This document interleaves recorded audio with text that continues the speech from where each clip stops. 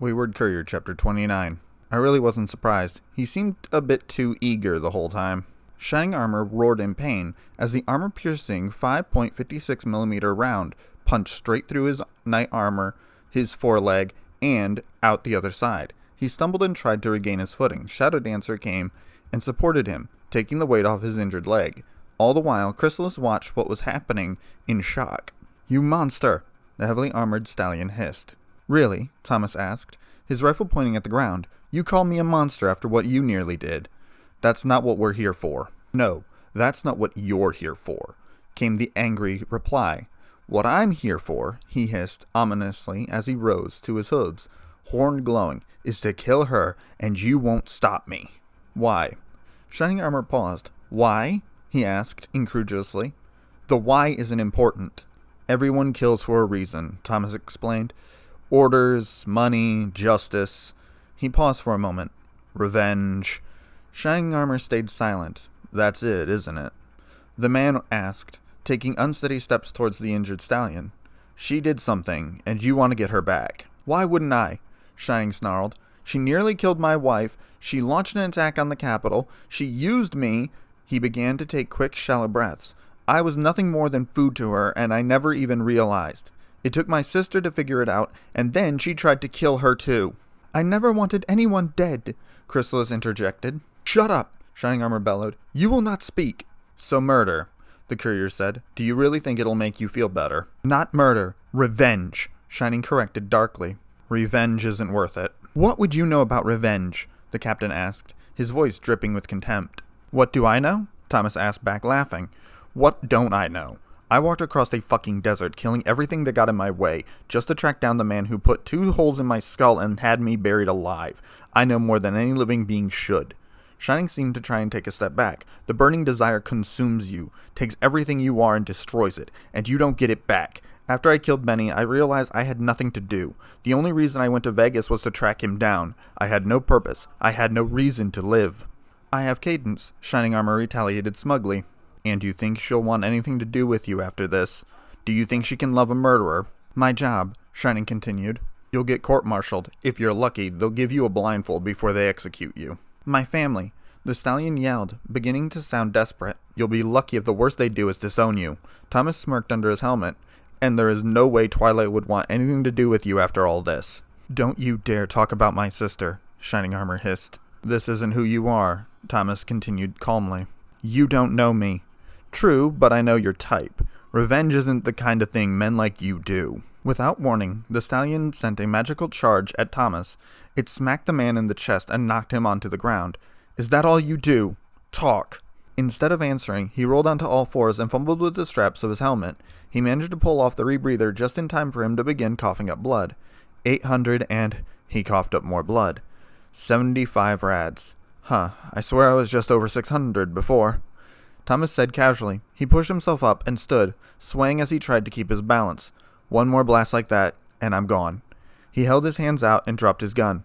"One more blast, and you'll be no better than me." There was a tense silence. On Thomas's face was a completely tranquil expression, one of a man who was staring down death and was fully prepared to let it take him. No one knew just how long he stood there for, waiting for Shining Armor to strike him down. It never happened. No, I can't. I can't do it." He fell to his knees, startling Shadow when he pushed her away. He yanked his helmet off with his magic and flung it across the room, where it clattered against the stone. "I refuse to sink to your level. You're right. I do this, my family will disown me, my wife will leave me, they'll strip me of my rank and position. I can't believe I nearly..." "My level?" Thomas asked, sounding unamused. "Really, that's your reasoning? Never mind you'd be committing cold-blooded murder." "What am I meant to do, though?" Shining asked, looking at Thomas with eyes full of tears. "How am I meant to live with myself?" "Let go. Begin again." Shining gawked at him. "Let go? Let go? That's your solution? Act as though it never happened?" "No. Remember it so you can learn, but don't let it dominate you. Forgetting what happened is even worse than letting it control you. Trust me, I know," the courier said sadly. He heard shifting behind him and noticed the green glow. In a swift movement, he pulled the magnum tucked into his pants out and pointed it at the changeling queen. "Shining may not want to kill you anymore, but I can't say the same for me. So stay the fuck down, turn off the magic, and don't say a word. Trust me, I will make you beg for me to end it," he said, his voice twisting into a snarl the longer he spoke. "So that's it. Let go of the hate and move on. That's your secret?" Shining asked. "More to it than that, but that's a start." Thomas lowered the revolver and put his hands on his knees. "Oh, fuck," he muttered as he took a few deep breaths. "Don't know how much longer I can stand." "Are you done?" Chrysalis asked, her voice loaded with contempt. "I thought I told you to keep your mouth shut," Thomas retorted as he turned. "And yes, we are. So, why?" "What?" the Changeling Queen asked in confusion. "Why did you steal it?" he asked. "What possible reason could you have?" "My child within the castle told me of your weapons, of the frightening power they possess. With one of those, we could hold a city hostage and feed," she explained happily. "Do you even know what the thing you stole does?" Thomas asked, trying and failing to hide a smirk. "It was completely different in design. It had to be the most powerful," the Queen said. "All right then," he replied, doing his best to stop himself from laughing.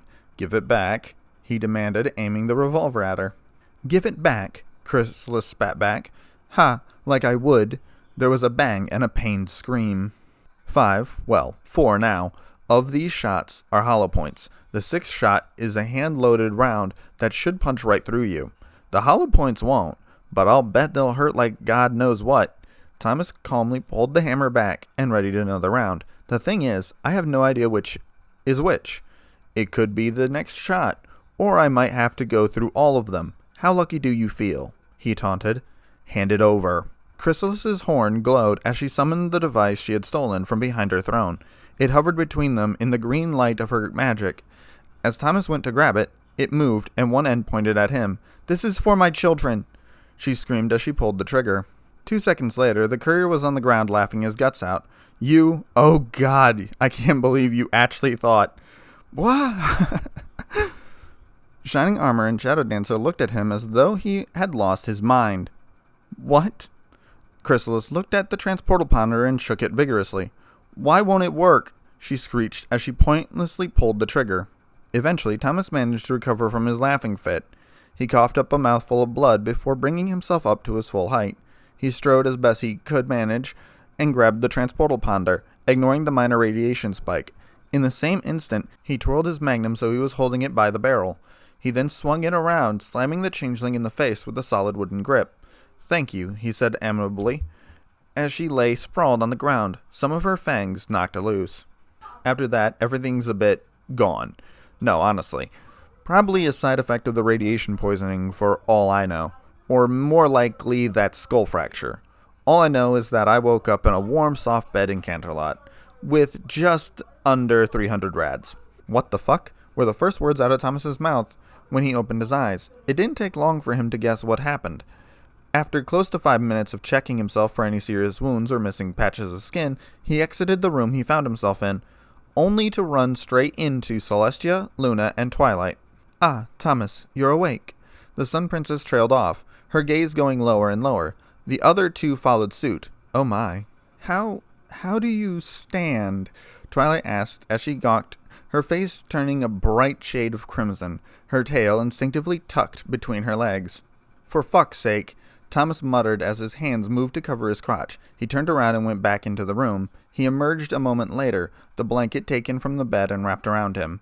"Better?" "Much," Celestia replied, glancing at her sister, who had remained impassive the whole time. "No wonder you were screaming," she muttered over the telepathic link. "You're just jealous," Luna retorted. "How do you feel?" she asked him, looking him up and down. "Better than I should," Thomas said, checking his Pip-Boy. "I was at near fatal levels of rads. How am I not dead?" he asked. "You have Twilight to thank for that," Celestia said, nodding at her student. Whether the unicorn's face was red from what she had just seen, or the praise, was unclear. She remembered that you've treated yourself for something similar before, and managed to instruct us on how to help. The doctors didn't like not being able to use magic," Twilight added. "They also detected a skull fracture, muscle tears, and that horrible cut on your left hand." Thomas glanced at the bandages wrapped around it. "Lucky my brother and the other knights were able to get you here before things became too serious." "Speaking of the captain," Luna interjected, He had a peculiar injury, a small hole in his leg, something made from a small metallic object traveling at high velocity. What's worrying is that it went right through his armor. The indigo alicorn fixed a hard stare on the naked man. What did you do? It was shoot him or let him murder the changeling queen. What? Twilight yelled, unable to believe what he had said. No, there's no way my brother would do something like that, she said with a nervous chuckle. Right? She asked, sounding unsure of herself. Author's notes. Some of you wanted to see Shiny hurt. I think this should do it. Remember, Thomas is quite well endowed. He did make Luna scream after all.